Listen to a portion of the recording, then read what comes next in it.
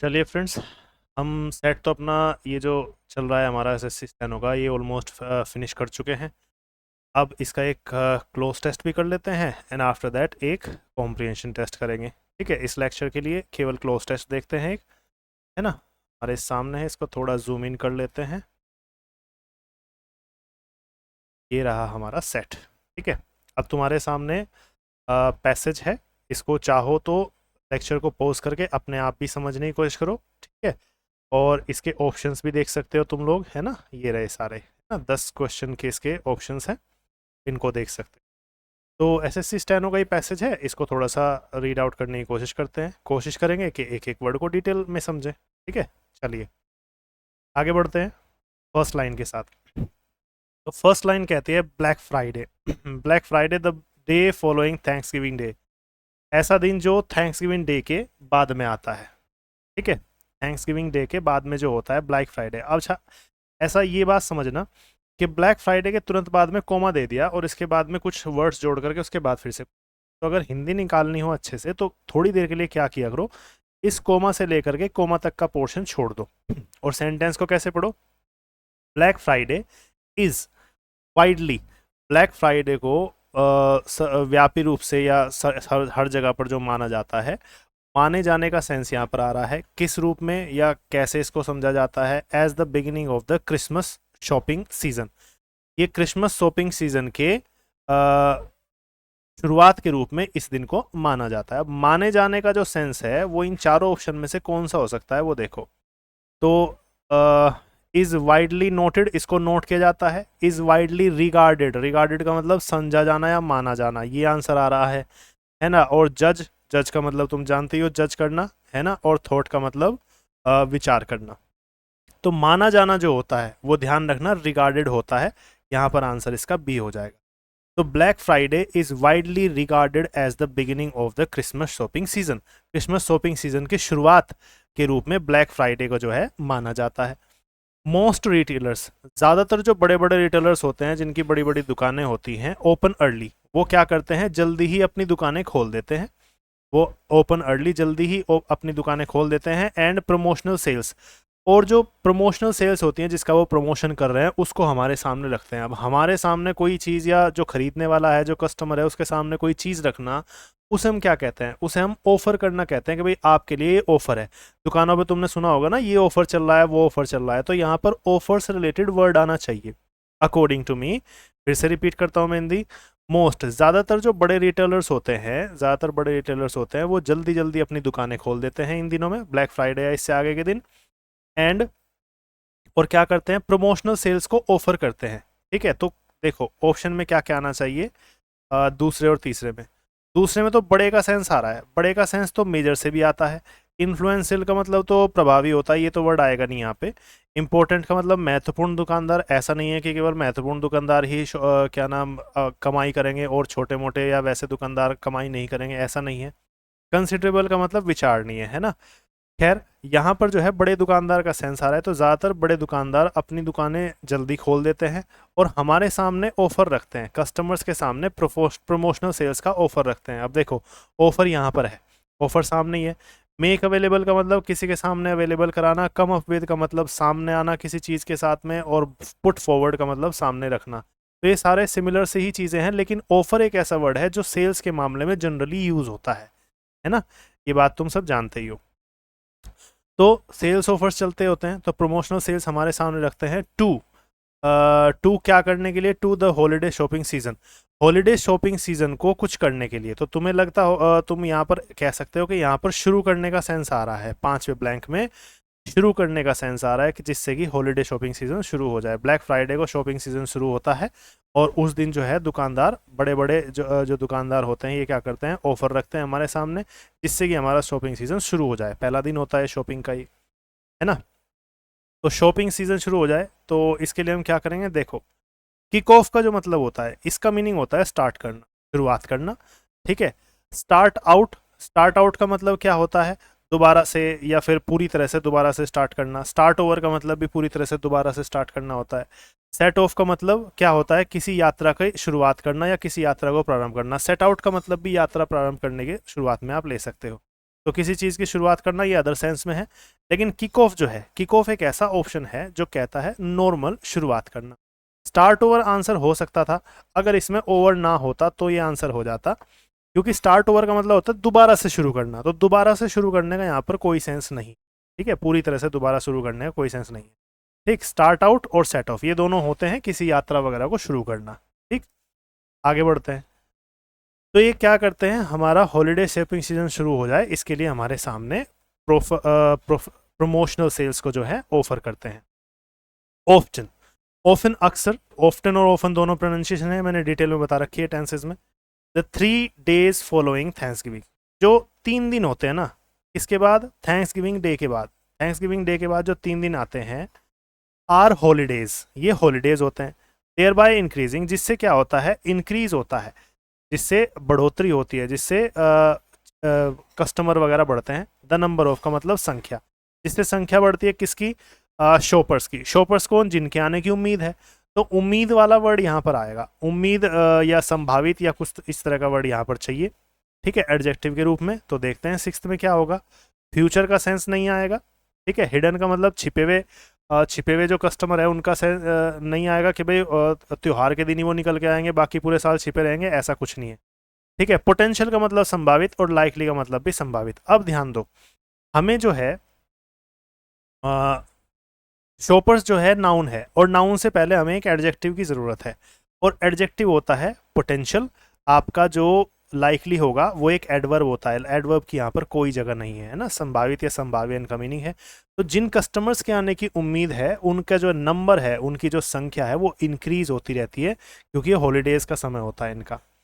ठीक है, it has been the busiest shopping day, ये क्या है, ये जो है कुछ रहा है, बिजिएस्ट शॉपिंग डे रहा है for the year, of the year, इस साल का, ऑफ द ईयर साल का, ये जो है बिजिएस्ट डे रहा है सिंस 2005, 2005 से ये जो है बिजिएस्ट डे रहा है साल का।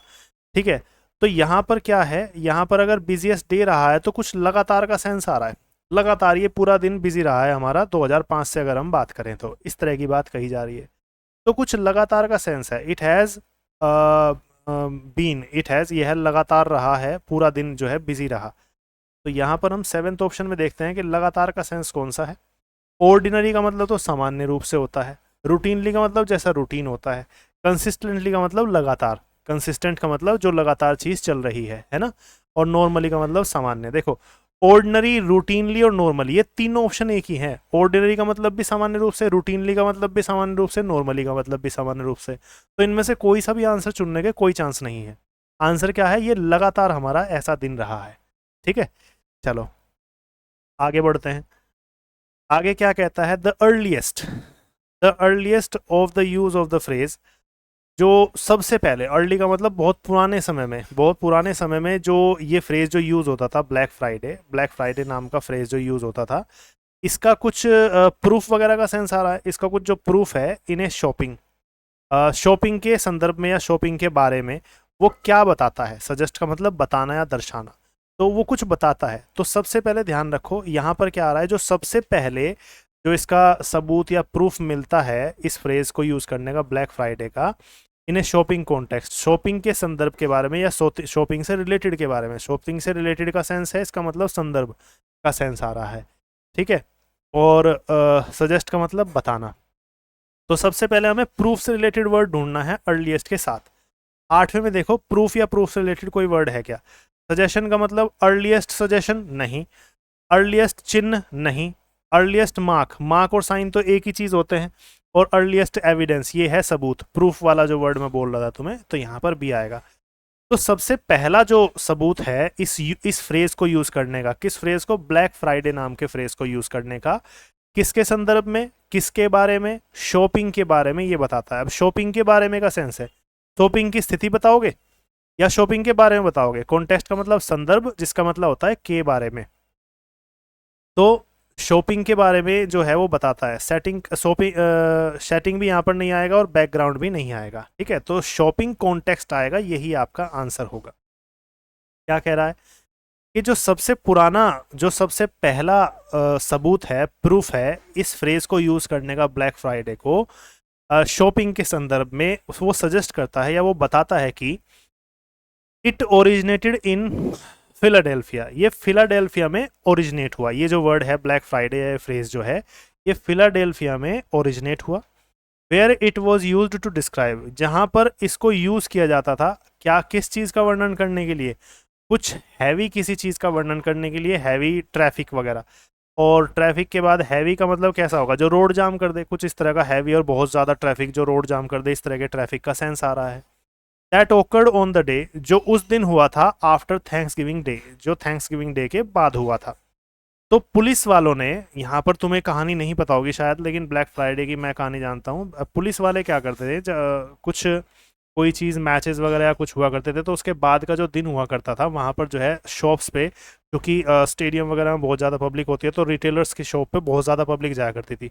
इतना ज़्यादा ट्रैफिक हुआ करता था कि पुलिस को उसमें छुट्टी नहीं मिला करती थी। तो पुलिस ने, फिलाडेल्फिया की पुलिस ने इस सीज़न का जो नाम है या इस दिन का जो नाम है ब्लैक फ्राइडे रखा था, क्योंकि उन्हें उस दिन ना एक्स्ट्रा ड्यूटी लगाई जाती थी उनकी, और किसी को भी छुट्टी नहीं दी जाती थी कि शहर में जो है अराजकता फैल सकती है, एनर्की फैल सकती है।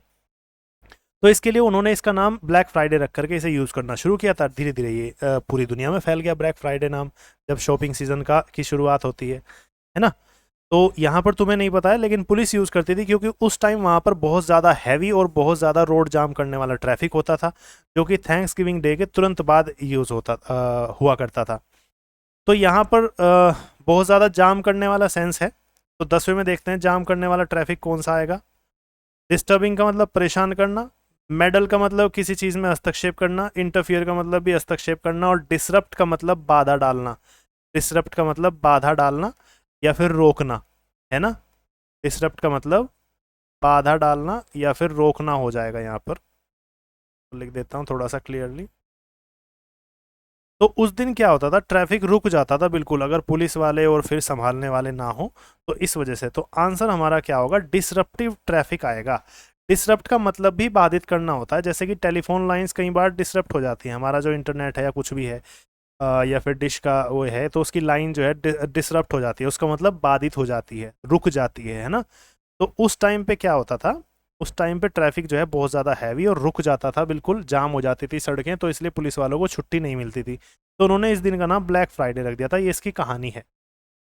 The uses of term black Friday, जो यूज़ है इस टर्म का या इस नाम का ब्लैक फ्राइडे का, वो किस वो जो है हमें पीछे ले जाता है, किस दिन तक, एटलीस्ट 1961। ये 1961 की बात है, तब से उन्होंने, पुलिस वालों ने ये नाम लिखना शुरू किया था। तो 1961 की किसी तारीख की बात है, तो तारीख का यहाँ पर सेंस आ रहा है हमें 11वें में, तो तारीख का देख लो। क्या आ जाएगा, डेट्स बैक। डेट का मतलब तारीख होता है, टेक का मतलब लेना, गोज का मतलब जाना, ओकर का मतलब होना, घटित होना, तो डेट आ जाएगा। तो डेट्स बैक इन 1961। तो इसकी कहाँ से यूज़ होता है ये फ्रेज़, ये 1961 की किसी तारीख या किसी दिन की बात है, इसलिए हम यहाँ पर डेट्स बैक लगाते हैं। बैक का मतलब वापस, उस समय में अगर हम चलें तो। ठीक है, इसी के साथ हमारा पैसेज कंप्लीट होता है। एंड आई डोंट थिंक कि इसमें कोई और वर्ड बचता है जो कि मैंने तुम्हें ना बताया हो। सारे ही वर्ड के मैं तुम्हें मीनिंग बता चुका हूँ। अगर फिर भी तुम्हें कोई प्रॉब्लम आती है तो फिर तुम पूछ सकते हो आराम से। एप्लीकेशन पे हमारा पूरा बैच, पूरे के पूरे सेट्स कंप्लीटली चल ही रहे हैं, और यूट्यूब पे हम केवल पैरा जंबल्स, क्लोज टेस्ट और कॉम्प्रिहेंशन टेस्ट कर रहे हैं। ठीक है, यूट्यूब पर ये चीज़ें हैं, और एप्लीकेशन पर कंप्लीट बैच है 100+ सेट्स का, इसे कंटिन्यू करते रहो। ठीक है, कोई भी एग्जाम में बैठ जाना, इसके बाद तो मैं तो क्लियर कहता हूँ, आराम से क्लियर होगा अगर तुमने बहुत मन से प्रैक्टिस सेट्स का बैच पूरा किया है। ठीक है, चलिए आज इतना ही रखते हैं।